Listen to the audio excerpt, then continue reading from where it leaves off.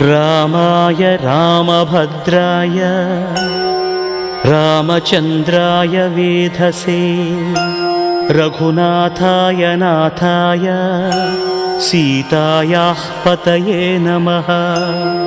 श्रीराम राम रघुनन्दन राम राम श्रीराम राम भरताग्रज राम राम श्रीराम राम रणकर्कश राम राम श्रीराम राम शरणं भव राम राम। श्रीरामचन्द्र चरणौ मनसा स्मरामि श्रीरामचन्द्र चरणौ वचसा गृह्णामि श्रीरामचन्द्र चरणौ शिरसा नमामि श्रीरामचन्द्र चरणौ शरणं प्रपद्ये। माता रामो मत्पिता रामचन्द्रः